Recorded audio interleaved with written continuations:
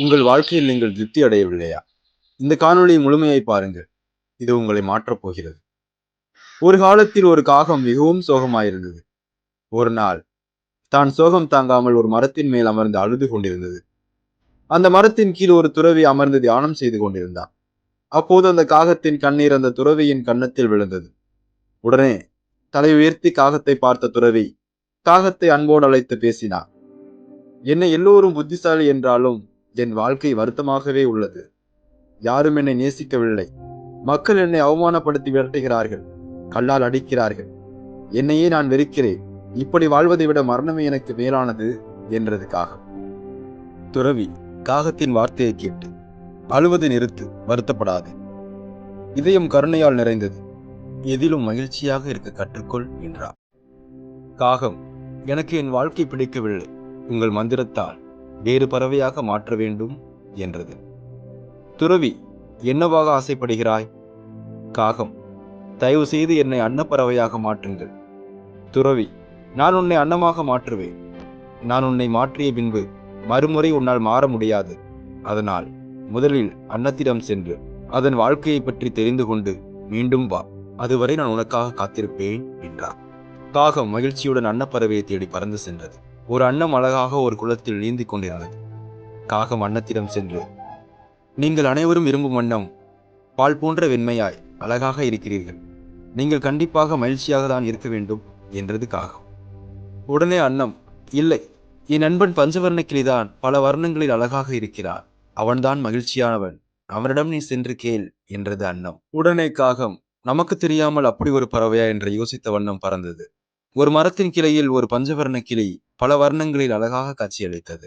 காகம் அதனிடம் சென்று, நீங்கள் மிகவும் வர்ணமயமாய் இருக்கிறீர்கள்.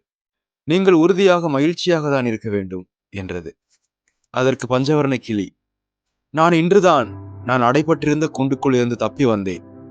மனிதர்கள் என்னை பிடித்து பூட்டி விடுவார்கள் என்றது. காகம், ஆனாலும் நீங்கள் தான் மிகவும் அழகானவர், மகிழ்ச்சியானவர் என்று நினைத்தேன் என்றது. கிளி, இல்லை, என் நண்பன் மயில்தான் அழகானவன், மகிழ்ச்சியானவன் என்றது. காகம் மயிலை தேடி அங்கும் இங்கும் பறந்தது. ஒரு சரணாலயத்தில் மயிலை கண்டுபிடித்தது. காகம் மயிலிடம், நீங்கள் தான் அழகாக நடனம் ஆடுகிறீர்கள். அனைத்து மக்களும் உங்களை தான் ரசித்து பார்க்கிறார்கள். நீங்கள் தான் உண்மையில் மகிழ்ச்சியானவர் என்றது. மயில், என் அழகால் தான் இந்த மிருக காட்சி சாலையில் மாட்டிக்கொண்டேன். அலங்கார பொருட்கள் செய்ய மக்கள் என் தோகையினை பிடுங்கும் பொழுது என்னால் வழி தாங்க முடியாது. நான் உண்மையில் மகிழ்ச்சியாக இல்லை என்றது மயில். காகம் கேட்டது, அப்படி என்றால் யார்தான் மகிழ்ச்சியான பறவை? உடனே மயில் சொன்னது, நீதான் அது. காகம் நானா என்று வியப்புற்று நின்றது. மயில், ஆம், உன்னிடம் உள்ள சுதந்திரம் என்னிடமில்லை. நான் காகமாக பிறந்திருக்கலாமோ என்று பலமுறை எண்ணியது உண்டு. உன்னை போல் சுதந்திரமாக ஊர் சுற்ற என்னால் முடியாது. காகம் மகிழ்ச்சியுடன் அங்கிருந்து பறந்தது. துறவியின் முன் வந்து அமர்ந்து, நன்றி துறவியாரே, நான் நானாகவே இருக்கிறேன். அதுவே எனக்கு நிம்மதி என்றது. துறவி, இப்போதுதான் நீ ஒரு புத்திசாலி காகம் என்பதை நிரூபித்துள்ளாய் என்றார். வாழ்க்கை பல தருணங்களில் அக்கறைக்கு இக்கரை பச்சை என்ற எண்ணம்தான் தோன்றும். ஆனால் நாம் இருக்கும் கரை பச்சையாக இருப்பது நமக்கு மகிழ்ச்சிதான். அடுத்த கரையை நாம் நோக்க வேண்டிய அவசியம் இல்லை.